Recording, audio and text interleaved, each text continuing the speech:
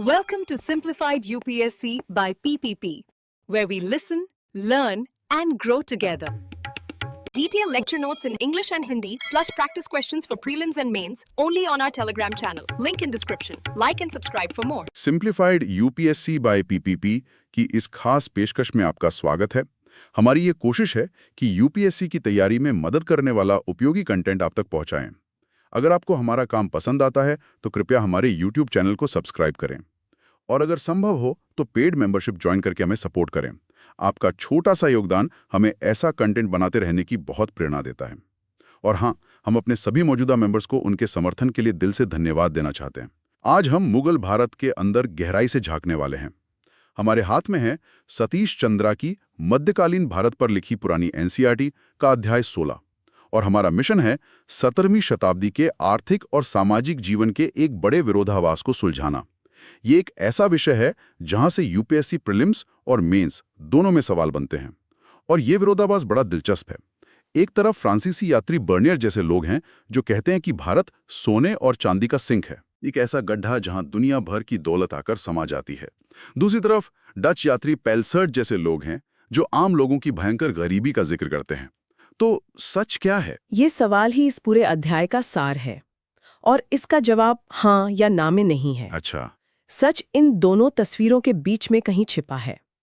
मुगल भारत एक ही समय में दोनों था।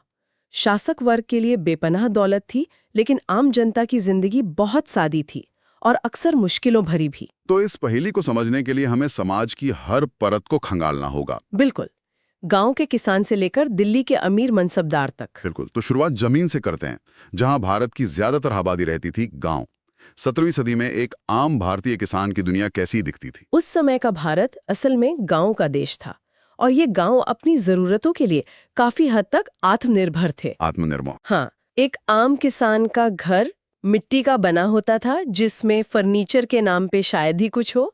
ज्यादातर घरों में आपको बस कुछ चारपाइयां, चटाइयां और मिट्टी के बर्तन ही मिलते। मतलब भौतिक संपत्ति बहुत कम थी। बहुत कम, लेकिन गांव सिर्फ किसानों से नहीं बनता था। अच्छा, मतलब एक पूरा इकोसिस्टम था। बिल्कुल, हर गांव में कुम्हार, बढ़ई, लोहार, नाई ऐसे कारीगर और सेवा देने वाले लोग भी होते थे। तो उन्हें उनकी सेवाओं के बदले पैसे मिलते थे? नहीं, दिलचस्प बात यही है, उन्हें नकद पैसे नहीं मिलते थे, बल्कि फसल कटने पर अनाज का एक हिस्सा दिया जाता था। अच्छा, ये व्यवस्था आपसी लेन देन पर आधारित थी, जिसे कुछ हद तक जजमानी व्यवस्था का रूप कह सकते हैं। ये गांव को एक दूसरे से जोड़े रखती थी। ये तो हुई उनके सामाजिक ढांचे की बात, लेकिन उनके रहन सहन और खानपान से हमें उनकी आर्थिक हालत का क्या पता चलता है? कपड़े बहुत ही साधारण थे। पुरुष ज्यादातर एक लंगोट पहनते थे और महिलाएं साड़ी। जूते चप्पल पहनना आम बात नहीं थी, खासकर उत्तर भारत में। यहाँ एक बात मुझे बड़ी हैरान करती है जो मैंने स्रोत में पढ़ी। घी और तेल उस वक्त अनाज से सस्ते थे, है ना? हाँ, ये आज की दुनिया में सोचना भी मुश्किल है। इसका क्या मतलब निकाला जाए? क्या वो गरीब होते हुए भी अच्छा खाते थे? ये एक बहुत ही शानदार अवलोकन है। इसका मतलब ये नहीं कि वे शाही पकवान खाते थे, लेकिन ये जरूर बताता है कि उनके भोजन में ऊर्जा या कैलोरी की कमी शायद नहीं थी। उनका मुख्य भोजन था खिचड़ी या पश्चिमी भारत में ज्वार बाजरे की रोटियां। तटीय इलाकों में मछली आसानी से मिल जाती थी और घी, तेल, चीनी, ये सब आसानी से उपलब्ध है। तो भोजन सादा जरूर था, पर शायद बेस्वाद नहीं। तो पेल्सर्ट जैसे यात्रियों ने जो गरीबी देखी वो भौतिक वस्तुओं की कमी थी, शायद भुखमरी नहीं। तो ये हमें उस विरोधाभास के एक हिस्से का जवाब देता है। आम जनता के पास साजो सामान नहीं था जिससे वो गरीब दिखते थे। बिल्कुल। लेकिन फिर बर्नियर जिस सोने चांदी की बात कर रहा था वो आखिर जा कहाँ रहा था? जाहिर है ये हमें समाज की दूसरी परत की ओर ले जाता है। बिल्कुल सही। पैसा एक जगह से निकल रहा था तो दूसरी जगह जमा हो रहा था, और ये जमा हो रहा था मुगल अमीरों और जमींदारों के पास। मुगल अमीर यानी नोबल्स? हाँ, जिन्हें मनसबदार भी कहा जाता था। ये साम्राज्य के सबसे शक्तिशाली लोग थे। उन्हें वेतन बहुत ज्यादा मिलता था, लेकिन ये समझना जरूरी है कि उनके खर्चे भी आसमान छूते थे। किस तरह के खर्चे? देखिए, उन्हें अपनी हैसियत के हिसाब से बड़ी बड़ी सेनाएं रखनी पड़ती थीं। अच्छा, जिसमें घुड़सवार, हाथी, पैदल सैनिक सब होते थे। इसके अलावा शानदार घुड़साल, हजारों नौकर चाकर, बड़े बड़े हरम। मतलब शानो शौकत बनाए रखने का खर्चा। बिल्कुल, उनकी पूरी जीवन शैली दिखावे पर आधारित थी।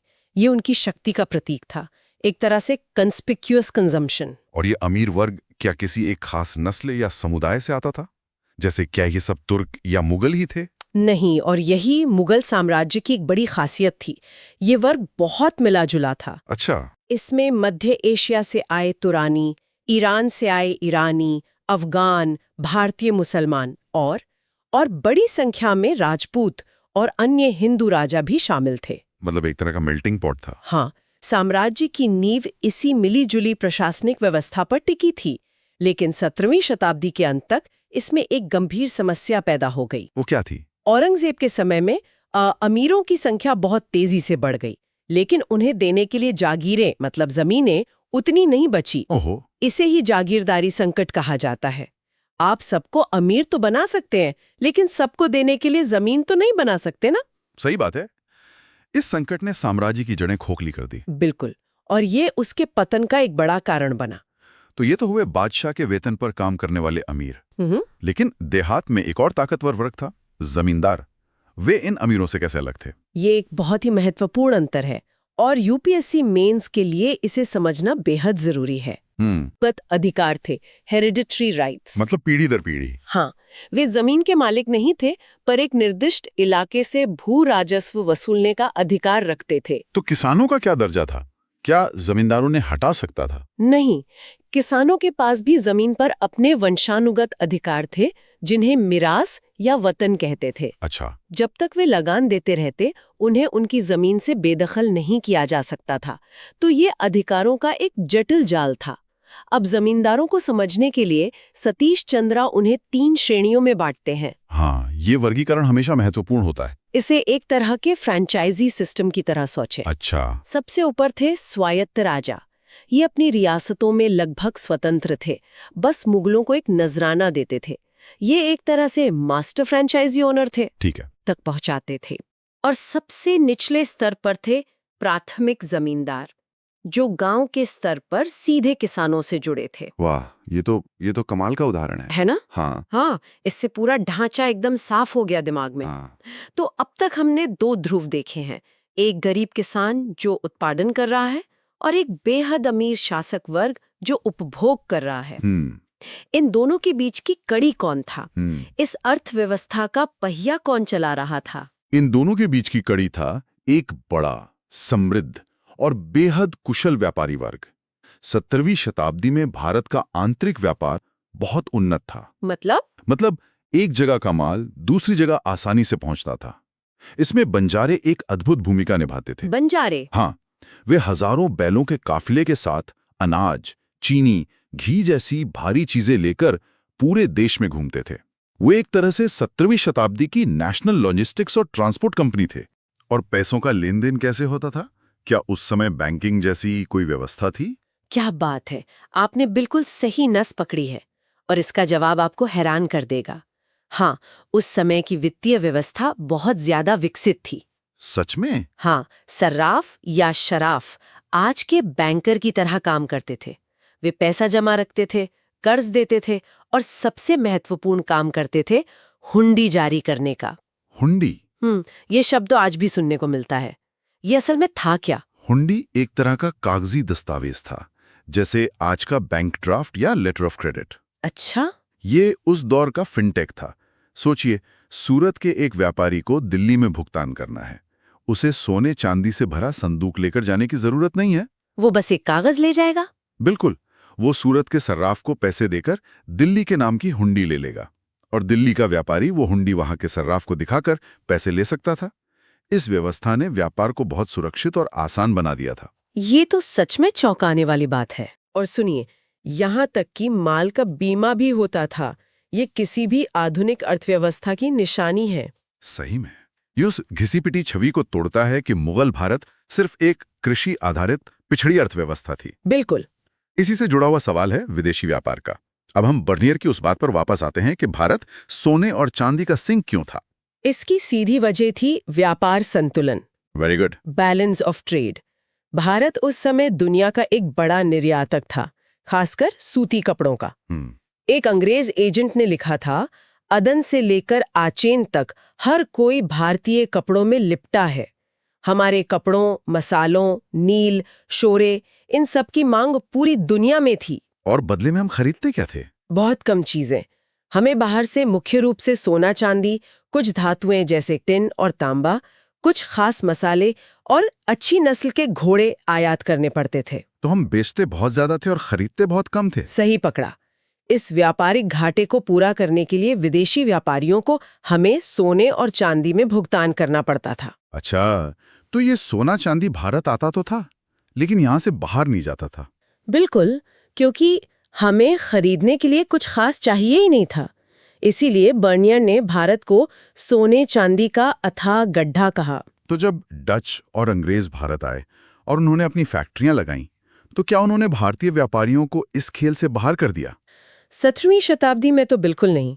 शुरुआत में उन्होंने पुर्तगालियों के समुद्री एकाधिकार को तोड़ा, जो सबके लिए अच्छा था, लेकिन वे भारतीय व्यापारियों को व्यापार से बाहर नहीं कर पाए।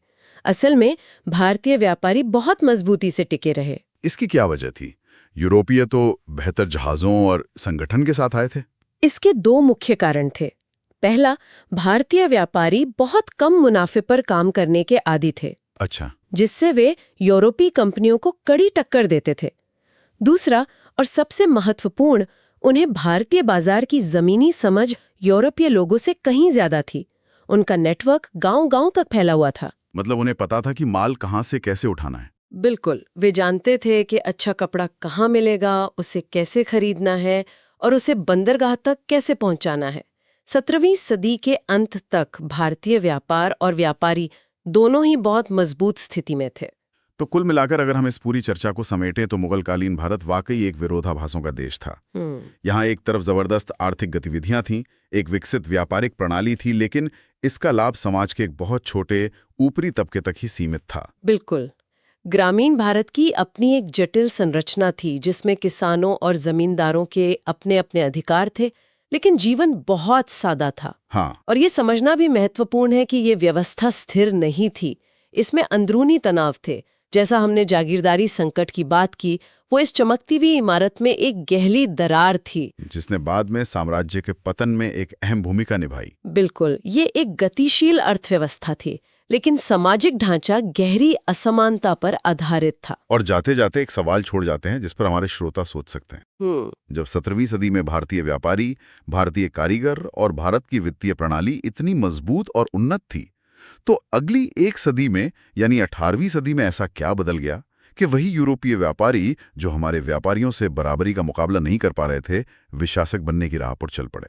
ये एक बहुत बड़ा सवाल है, और इस सवाल का जवाब हमें आधुनिक भारत के इतिहास की ओर ले जाता है। ये थी हमारी आज की खास पेशकश। हमें उम्मीद है कि यूपीएससी की तैयारी में सहायक होगी।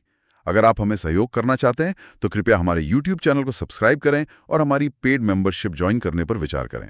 हम अपने सभी सदस्यों और श्रोताओं का शुक्रिया अदा करते हैं। धन्यवाद। Thanks for watching. Follow us on Telegram and Instagram. Don't forget to like, share, and subscribe.